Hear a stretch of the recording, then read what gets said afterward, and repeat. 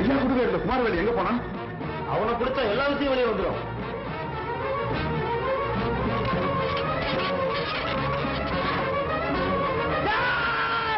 வீட்டுல திறக்க முடியல.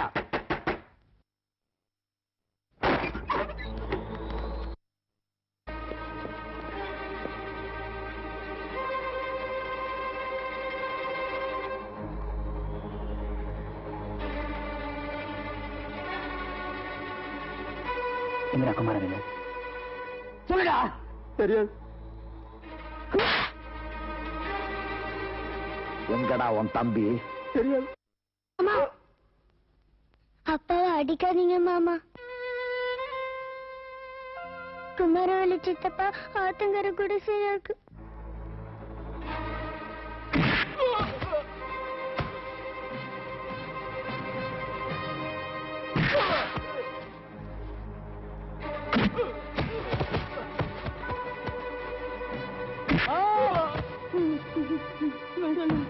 வேண்டாண்ணே, என்ன விட்டுருங்கண்ணே, என்ன மன்னிச்சிருங்கண்ணே.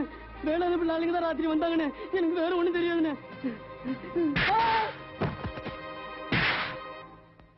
உங்க அப்பாவோட ஸ்தானத்துல இருந்து சொல்றேன்ப்பா. அவரோட கனவு வேலாயுதங்களை அழிக்கிறது இல்ல, சாத்வீகமா போராடி சாராய ஃபேக்டரிய இந்த ஊருக்குள்ள வரவிடாம பண்றதுதான். நீங்க சொல்றீங்களே சாத்வீகம், அதனால ஐயாவோட சாவை தடுக்க முடிஞ்சதுங்களா? உங்களுக்கு இருக்கிற அதே அளவு ஆத்திரம் ஆதங்கம் எல்லாம் எனக்கும் இருக்கு. ஐயாவோட வாழ்க்கைக்கு எவ்வளவு அர்த்தம் இருந்ததோ அதை விட அதிக அர்த்தம் அவருடைய மரணத்துக்கு இருக்கு. ஆமா, அவரோட மரணம் இந்த ஊரையே மாத்தி இருக்கு. ஆத்திரம் உங்க கண்களை மறைக்கிறதுனால இதெல்லாம் உங்களுக்கு தெரியல. ஜீவா, ஊருக்கு 4 பேர்னு சொல்லுவாங்க, உன் கூட 6 பேர் இருக்காங்க. போய் ஒவ்வொருத்தரா பார்த்து பேசு. சிதறி கிடக்கிற ஜனங்களை ஒன்னா சேர்த்துக்கிட்டு போராடு. உங்க அப்பாவோட ஒரு சம்பவமா இருக்கலாம், நாளைக்கே அதை சரித்திரமா மாத்தி காட்டு. அது உன்னால முடியும். ஜீவா, லட்சியத்தை நோக்கி அஹிம்சை பாதையிலேயே போ. தேவைப்படும் போது மட்டுமே அர்ஜுனா மாதிரி காண்டிபத்தை கையில எடு.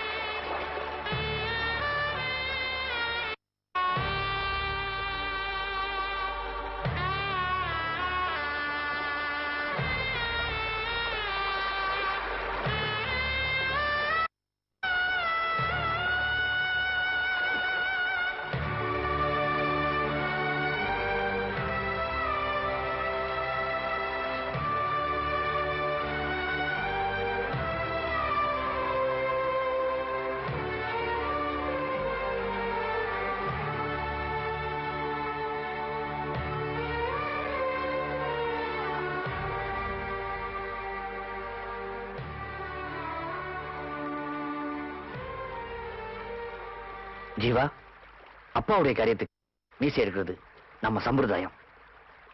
இதெல்லாம் வழக்கம் தம்பி. எங்க அப்பாவோட லட்சியம் எப்ப நிறைவேறுதோ அப்பதான் அவரோட ஆத்மா சாந்தி அடையும்.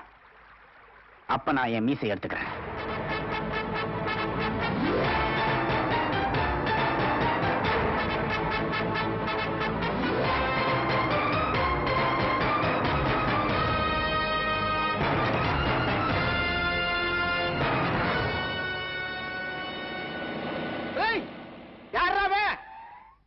வந்து வம்பளுக்கிறவன் வாங்கடா. ஏய், அந்த மடைக்கு பக்கத்துல ஒண்ணு, அப்புறம் தெக்கல பாரு அங்க.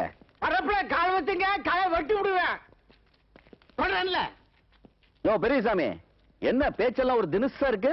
அறுவடை முடிஞ்ச கையோட நிலத்தை கொடுக்கறதா ஒப்பந்தத்துல கையெழுத்து போட்டு பணத்தை வாங்கினல்ல, இப்ப என்ன? உனக்கு என்ன புத்தி கிந்து கெட்டு போச்சா? இந்த மாதிரி இந்த நிலத்தை நான் யாருக்கும் விக்கிறதா இல்ல. வார்த்தை மீறக்கூடாது. என்ன கேன புண்ணாக்குன்னு வச்சுக்கிட்டியா? ஏய், என்னப்பா பாத்துட்டு நிக்கிறீங்க? போய் கல் எடுங்கப்பா. நீங்க ஏய் பொன்ராசு, உன்னத்தாயா இந்த நிலத்துல யாரும் அத்துமீறி நுழையக்கூடாதுன்னு இன்ஸ்பெக்டர் ஐயா உத்தரவு. சரி ஏனுங்க, கரும்பு தோட்டம் எப்படிங்க இருக்கு? டேய் போடா, போய் உன் தோட்டத்தை பாருடா. வந்துட்டான் பெருசா. ஓ பெரியசாமி, உன்னதாயா பணத்தையும் வாங்கிக்குவ, போலீஸ்க்கு போவ, அப்படித்தானே? அதெல்லாம் இவற்றை எதுக்காக கேக்குறா பொன்ராசு? எதுவானாலும் இன்ஸ்பெக்டர் ஐயாட்ட போய் கேட்டுக்கோ. மிஸ்டர் பொன்ராஜ், ஆத்திரப்பரமா பொறுமையா கேளுங்க. அக்ரிமெண்ட் கையெழுத்து போட்டது உண்மைதான் பெரியசாமி ஒத்துக்கிறாரு. அப்புறம் எதுக்கு சார் உங்ககிட்ட புகார் கொடுக்கணும்? மிரட்டி கையெழுத்து வாங்கினல, அதை பத்தி தான் புகார் கொடுத்துருக்கோம். மிரட்டி கையெழுத்து வாங்கினா? மிரட்டிய கைது வாங்க. பொன்ராஜ், இதென்ன சந்தேகம் நினைச்சிட்டீங்களா? அண்ணாசிமா ஆர்ப்பாட்டம் பண்ணாதீங்க, இது போலீஸ் ஸ்டேஷன். இருங்கயா இருங்கயா.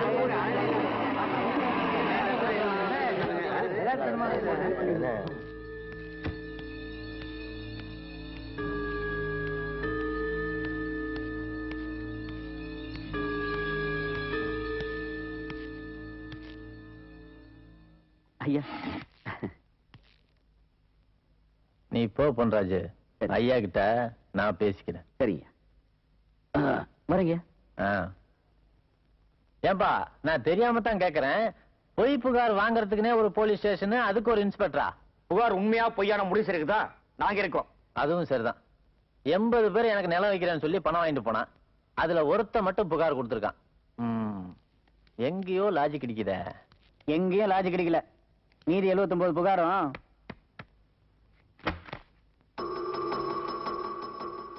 ஓ, நீ தியாகி பையன்ல? என்னடா அம்பு வந்துருச்சு, வில்ல காணாமேன்னு பார்த்தேன். வந்துட்ட. ஏன் இன்ஸ்பெக்டர், இவனுங்க நிலத்துக்கு 1க்கு 3 பணம் கொடுக்குறேன்னு சொல்லியிருக்கேன். ஏன் மேல கம்ப்ளைண்ட் கொடுக்குறானுங்க. சரி, கம்ப்ளைண்ட் கொடுக்குறானுங்களே, அக்ரிமெண்ட் போட்டு எத்தனை நாள் ஆச்சு? 2 மாசம் ஆச்சு. இப்ப வந்து கம்ப்ளைண்ட் கொடுக்குறானுங்க. இத்தனை நாள் விரல் சிப்பி இருந்தாங்களா? பூனைக்கு யார் மணி கட்டுறதுன்னு பயந்துட்டு இருந்தாங்க. முதல்ல பெரியசாமி மாமா கட்டினாரு, அவருக்கு பின்னாடி அத்தனை பேரும் வந்திருக்காங்க. யோ பெரியசாமி, அன்னைக்கு என்னமோ சாஷ்டாங்கமா காலில் விழுந்து தெய்வம்லாம் சொல்லிட்டு பணத்தை வாங்கிட்டு போனேன், மறந்து போய் புகார் கொடுத்துட்டியா? அதை பிடிக்க பார்ப்பேன். உங்க ஆளுங்க கையில கத்திய வச்சுக்கிட்டு மிரட்டினாங்க. நான் ஆளை விட்டா போதும் சாமின்னு சொல்லி காலில் விழுந்து கையெழுத்து போட்டேன். என் வீட்டை குளிச்சிடுன்னு சொல்லி பயமுறுத்தி கையெழுத்து வாங்கினாருங்க. கையெழுத்து போடலன்னா குழந்தைய கொண்டுன்னு சொன்னாருங்க. நிலத்தை எழுதி கொடுக்கலாம், ஊரை விட்டு துரத்திடுவேன்னு சொன்னாருங்க. ஓ நிறுத்துங்களா பாரதேசி பசங்களா. ஐயா பணம் பத்தலங்க ஐயா, கூட கொஞ்சம் போட்டு கொடுங்கன்னு கேட்டா கொடுத்துட்டு போறேன். எதுக்கு அப்படி இல்ல இப்படி சொல்றீங்க? உன் பணம் யாருக்கே வேணும்? உனக்கு பணம் வேணுமா? வாங்கின பணத்துக்கு 1.25 வட்டி போட்டு நாங்க திருப்பி தரோம். என்னடா சொன்ன? வட்டி போட்டு கொடுக்குறீங்களா? ஏய், கவர்மெண்ட்டுக்கே வட்டி இல்லாம கடன் கொடுக்கணும் அந்த வேலாயுதம் பிள்ளை. டேய், இந்த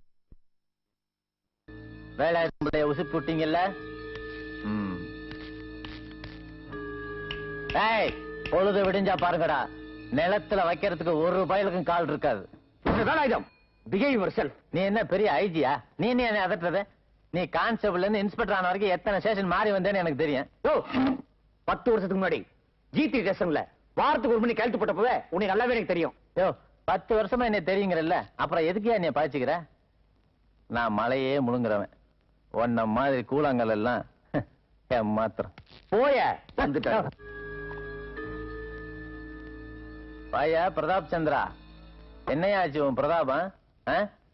ஒரு போன் செஞ்சேன், உன் சட்டையில 3 ஸ்டார் ஏறிச்சு. சரி சரி உட்காரு. பச்சை முளைய கடிச்சிட்டு பழைய சொத்தை திங்கிற பரதேசி பசங்க, பாரின் விஸ்கியை குடிச்சிட்டு பன்னீர்ல வாய்க்கு பிடிக்கிற இந்த வேலாயுதம் போலீஸ் ஸ்டேஷன் வரைக்கும் வரவழைச்சிட்டாங்கயா. விவசாயம் தானே இந்த ஊருக்கு முதுகெலும்புன்னு சொன்னானுங்க. விடிஞ்சா பார், முதுகெலும்பே இல்லாம பண்ணிடுறேன்.